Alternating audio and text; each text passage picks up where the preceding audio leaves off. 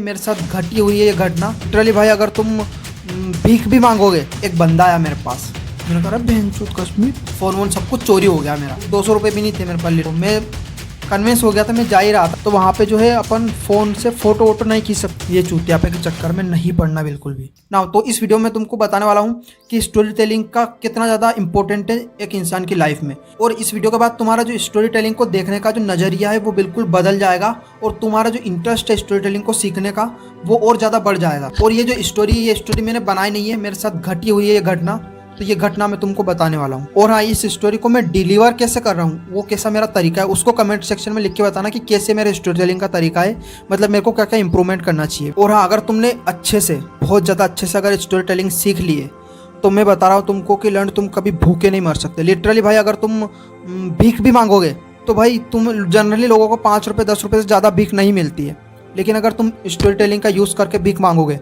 तो तुमको 500 रुपये तक सिर्फ और सिर्फ एक बंदे से मिल सकते हैं, और ज़्यादा भी मिल सकते हैं अगर तुम और ज़्यादा अच्छे से सीख जाते हो। तो स्टोरी को शुरू करने से पहले मैं तुमको बता दूं कि मैं जो है भोपाल के अंदर एक कॉलेज है, इंजीनियरिंग कॉलेज, वहाँ पे इंजीनियरिंग कर रहा हूँ, ठीक है। और मेरा जो गांव है वो लगभग यहाँ से 400 किलोमीटर दूर है। तो जब भी मैं अपने घर पे जाता हूँ यहाँ से, तो मेरे को जो है बीच में ट्रेन को चेंज करना रहता है, तब जाके मैं पहुँचता हूँ। तो बीच में जो स्टेशन है उसका नाम है नागदा स्टेशन, ठीक है। तो मैं अपने भोपाल से स्टेशन से बैठता हूँ, वहाँ से उज्जैन होते हुए नागदा जंक्शन पे उतरता हूँ, और वहाँ से फिर 1-1.5 घंटा रुकना पड़ता है मेरे को। उसके बाद में मेरी ट्रेन आती है, और फिर मैं लगभग 9:30-10 बजे तक अपने घर पे पहुँचता हूँ। तो ये तो मैं तुमको बिल्डअप बता रहा हूँ, थोड़ी सी पीछे की कहानी, कि तुम इस स्टोरी को बहुत अच्छे से समझ पाओ नाउ। तो अब हुआ क्या कि मैं नागदा में जब उतरता हूँ बीच में, तो वहाँ पे क्या है 1-1.5 घंटा का टाइम रहता है, और मेरे को भूख भी लगती है, क्योंकि सुबह से चलता हूँ मैं वहाँ से, 9 बजे के आसपास से चलता हूँ मैं वहाँ से, तो मेरे को भूख भी लग जाती है नागदा तक आते आते। तो मैं यहाँ पे उतर के, यहाँ पे नागदा स्टेशन की जस्ट पास में एक छोटा सा मार्केट है, वहाँ पे जाकर के मैं पानीपता से जलेबी, फल फ्रूट, या फिर कभी कभी वो भेल भी खा लेता हूँ मैं, ठीक है। तो आज मैं गया था, मतलब उस दिन गया था मैं, और मैंने भेल ली थी लगभग 20 रुपये की। उसको मैंने अपने बैग के अंदर डाल लिया था, मैंने सोचा था कि चलो ट्रेन के अंदर जाके खाएंगे बढ़िया। फिर मैंने पानीपता से खाए थे वहाँ पे, और जलेबी खाई थी, ठीक है। तो मेरा पेट लगभग भर गया था, और मैंने थोड़े बहुत 10-15 रुपये के केले ले लिए थे, और केले को बैठ के मैं बढ़िया वापस से स्टेशन पे आ गया था, और स्टेशन पे बैठ के बढ़िया मैं केले खा रहा था ट्रेन का वेट करते हुए, और फ़ोन चला रहा था साथ में। अब वो बंदा था लगभग 40-45 साल का होगा वो, तो मैं बढ़िया बैठ के खा रहा था। तो खाते खाते में एक बंदा आया मेरे पास, अच्छा खासा हट्टा कट्टा था, पेट उसका थोड़ा सा बाहर निकला हुआ था। वो आया मेरे पास पहले आके बैठ गया, मैं बढ़िया खा रहा था, है ना, वो बैठा ही था। 10 मिनट बाद मैंने जब खा के ख़त्म करा और फ़ोन चलाने लगा, तब उसने मेरे से बात शुरू करी, कि उसने, मतलब ऐसे जनरली लोग पूछते हैं कि कहाँ से आ रहे हो, कहाँ जा रहे हो, ऐसा वैसा। तो मैंने बता भी दिया उसको कि भाई मैं भोपाल से आ रहा हूँ, मैं अभी यहाँ पे रुक के, अभी ट्रेन आने वाली है थोड़ी देर में मेरी, और मैं घर पे जाऊँगा अभी, और मैं स्टूडेंट हूँ, और ऐसा वैसा सब कुछ मैंने बता दिया उसको। अब जनरली क्या होता है कि जैसे कोई अपन से पूछता है अपने बारे में, कोई भी अनजान आदमी, तो अपन भी उससे ऐसे ही पूछ ही लेते हैं कि आप कहाँ से आ रहे हो और कहाँ जा रहे हो। वो मैंने स्टार्टिंग में तो मेरे को उसको लगा था कि भाई ये कौन है, क्यों बात कर रहा है मेरे से, ऐसा वैसे सवाल क्यों पूछ रहा है, मेरे दिमाग में ये बात आई थी। तो मैंने उससे पूछा कि भाई आप कहाँ से हो, कहाँ जा रहे हो, अभी कहाँ से आ रहे हो, ठीक है। तो उसने बोला कि मैं अभी उज्जैन गया था घूमने के लिए, और अकेला ही गया था मैं, और मैं अभी कश्मीर जा रहा हूँ। मैंने कहा बहनचोद कश्मीर। तो मैंने उससे पूछ लिया कि मतलब कश्मीर क्या करते हो, मतलब आप। तो उसने बोला कि मैं आर्मी में हूँ, और मेरी वहीं पे पोस्टिंग है, और वहीं पे मैं काम करता हूँ अपना, और अब हम इंडियंस के दिल में आर्मी वालों के लिए अलग से रिस्पेक्ट है। तो मैंने मतलब ऐसे अच्छे से रिस्पेक्टफुली बात करने लगा मैं, कि उज्जैन में कैसा लगा आपको, ऐसा वैसा। तो उज्जैन में क्या है, मैं भी खुद जा चुका हूँ पहले अपने, मैं तो वैसे मुस्लिम हूँ, बाकी मेरा अपने हिंदू दोस्तों के साथ मैं गया था वहाँ पे, बढ़िया घूम के आया था अच्छे से, और एग्जैक्टली वहाँ पे क्या क्या होता है मेरे को लगभग सारा ही पता है। तो उसने मेरे को अपनी स्टोरी ऐसे सुनानी शुरू करी। अब यहाँ से उसकी स्टोरी टेलिंग शुरू हो रही है। अब उसने मतलब बताना शुरू किया कि मतलब उज्जैन में मैं गया था, मेरा सामान चोरी हो गया, और मैं जैसे तैसे नागदा तो आ गया हूँ, यहाँ से मेरे को कश्मीर जाना है। एक कोई तो ट्रेन का नाम बताया, मैंने उसको चेक वेक नहीं करा, माचुदा, मैंने कहा माचुदा क्या काम अपने। तो उसने ऐसे बताया कि मेरे को वहाँ तक जाना है, मेरे को भूख भी लग रही है, फ़ोन वोन सब कुछ चोरी हो गया मेरा। मैंने कहा अच्छा ठीक है। अब देखो, अब जैसे आर्मी बोला तो मेरे दिल में रिस्पेक्ट तो बढ़ गई है, तो मेरा दिमाग मैंने अपना बंद कर लिया था, और जनरली लोग कर लेते हैं आर्मी का नाम सुनते ही, ठीक है, रिस्पेक्ट ही इतनी ज़्यादा होती है। तो वो जो बोल रहा था मैं उनकी बात मानने लगा था धीरे धीरे, ठीक है। तो उज्जैन में मतलब वो घूम रहे थे, सब कुछ चोरी वोरी हो गया। अब उन्होंने ऐसे बीच बीच में मेरे को मतलब ऐसे पैसे का इंडिकेशन दे दिया कि मतलब उनको पैसे की ज़रूरत है थोड़ी सी। तो अब लेकिन लास्ट में जाकर के जब मेरी ट्रेन आने वाली है लगभग 20 से 25 मिनट तक उन्होंने अपनी पूरी स्टोरी सुनाई मेरे को।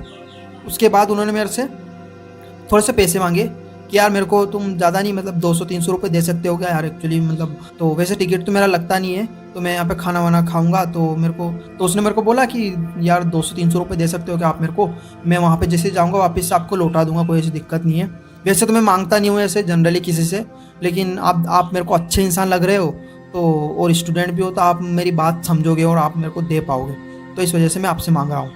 तो अब उस दिन किस्मत से क्या हुआ, मेरे पास पैसे थे नहीं, मतलब मेरा सारा ऑनलाइन ही ट्रांजेक्शन चलता है। 200 रुपये भी नहीं थे मेरे पास, लिटरली 100 रुपये पड़े थे खाली बस। मैंने कहा 100 रुपये तो मेरे को खुद को भी चाहिए होंगे, ठीक है। तो मेरे पास पैसे थे नहीं, मैंने पैसे के लिए तो उनको मना कर दिया, लेकिन मेरे पास वो भेल पड़ी हुई थी बैग के अंदर।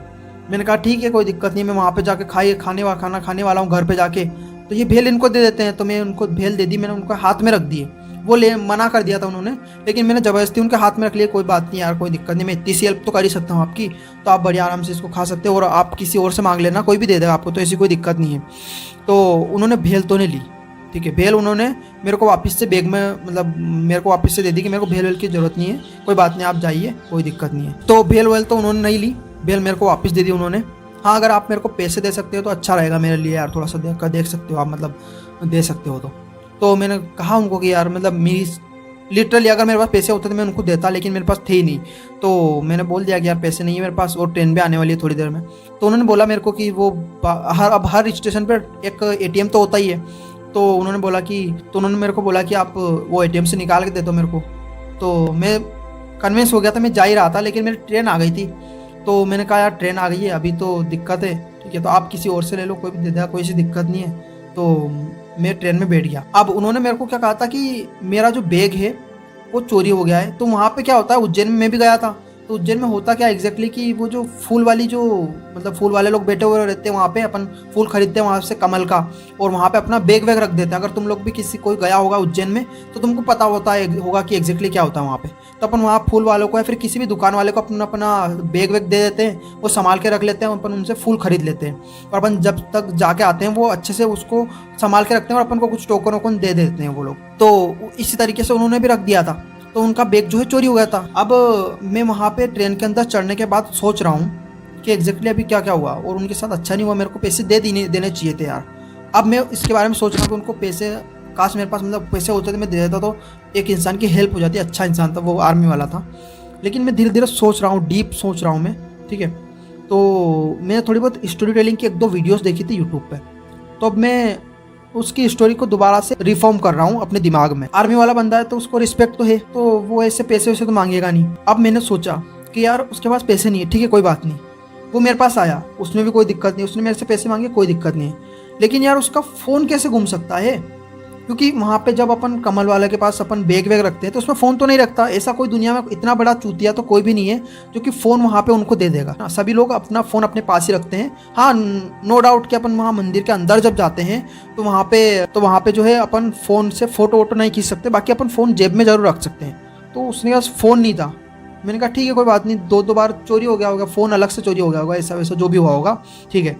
फिर मैंने दूसरी बात सोची कि यार हर एक बंदा, ठीक है, कोई भी हो, और वो तो फिर भी आर्मी वाला, तो वो बहुत सारी एग्ज़ाम दे के गया होगा, तो उसके पास किसी ना किसी के नंबर तो होंगे। तो मेरे को ये भी तो बोल सकता था कि यार भाई आप ये काम करो, ये मैं नंबर दे रहा हूँ, इस पर फ़ोन लगा लो, और मेरे वो दोस्त है या फिर मेरा भाई है या कोई भी है, उससे आप 200 रुपये ट्रांसफ़र कर लो अपने इसमें, और मेरे को ATM से निकाल के दे दो, ऐसे वो बोल सकता था। लेकिन उसने ऐसा नहीं बोला। तो मैं समझ गया कि भाई वो झोल झाल कर रहा था, नज बिल्कुल मैं समझ गया उसके बारे में कि भाई वो भीख मांग रहा है एक तरीके से, ठीक है। तो उसने इस तरीके से मेरे से पैसे मांगे, और अगर मेरे पास पैसे होते उस दिन तो मैं 100% लैंड उसको पैसे दे ही देता। तो समझ सकते हो भाई अपनी जो फीलिंग्स है उसके साथ लोग कैसे खेलते हैं। मतलब भाई उसने स्टोरी सुनाई अच्छे से, आर्मी वाला अपने जो इमोशनली अपन जिस चीज़ से अटैच्ड है उसको बताया, और उसने मेरे से पैसे मांगे और मैं उसको देने ही वाला था। और अगर मेरे पास उस दिन पैसे होते तो लिटरली मैं उसको पैसे दे चुका होता।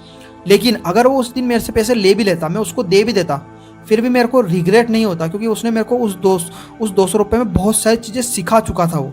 वैसे तो मैं अभी उसको फ्री में सीख चुका हूँ, बाकी अगर वो पैसे ले भी लेता तो उससे भी कोई दिक्कत नहीं आती मेरे को ना। तो इस स्टोरी से तुम क्या सीख सकते हो कि भाई तुम्हें अगर स्टोरी टेलिंग आ रही है तो तुम कहीं पे भी जा करके इस तरीके से स्टोरी को फॉर्म करके, अगर तुम, मेरी गारंटी है लिटरली, 3 लोगों के पास जाओगे और 3 लोगों को यही स्टोरी एग्जैक्ट सुनाओगे, एक बंदा कम से कम, क्योंकि इंडिया में गरीबी बहुत ज़्यादा है, तो 3 में से 2 तो तुमको गरीब मिलेंगे और एक मिडिल क्लास या अमीर मिल सकता है, ठीक है। तो 3 में से कोई ना कोई एक बंदा तुमको पैसे देगा ही देगा, तुम जितना मांगोगे उतना दे देगा। लिटरली मतलब 500 रुपये भी, भाई 500 रुपये भी अगर लेते हो और दिन में तुम लगभग 3 की जगह पे मान के चलो कि 30 लोगों के पास जाते हो, तो 10 लोग तुमको पैसे देंगे। अगर 500 रुपये हर बंदे से तुमने निकलवाए, ठीक है, तो 10 गुणित 500 कितना होगा ये, 5,000 रुपये। लंड भाई तुम कुछ भी कर लो, कमा ही नहीं सकता। नौकरी वाला तो बिल्कुल भी नहीं कमा सकते इतनी जल्दी, नो डाउट। हाँ, वो बड़ी बड़ी गूगल या फिर इनमें अगर तुम्हारी नौकरी लग चुकी है तो वो बात अलग है, बाकी ऐसे तुम इतना पैसा नहीं कमा पाओगे। तो देख लो कितना ज़्यादा। लेकिन मैं नहीं बोल रहा हूँ भाई ये काम नहीं करना, अपन को अच्छा काम करना है ज़िंदगी में, ये चूतियापे के चक्कर में नहीं पड़ना बिल्कुल भी। तो भाई इतनी ज़्यादा इंपॉर्टेंट है स्टोरी टेलिंग। तो स्टोरी टेलिंग के लिए तुम यूट्यूब पे बस सर्च कर लेना, बहुत सारी वीडियोस मिल जाएगी तुमको। आगे मैं सोचूंगा बनाने की, बनाऊंगा तो बना दूंगा। बाकी अभी मैं खुद भी सीख रहा हूँ स्टोरी टेलिंग, तो मेरा डिलीवर करने का तरीका कैसा लगा तुमको वो कमेंट में लिख के बताना, ताकि मैं अपने आप को इम्प्रूव कर पाऊँ, ठीक है। और ये सेल्फ डेवलपमेंट वाला जो चैनल है मेरा, है ना, इसके ऊपर सब्सक्राइब कर देना।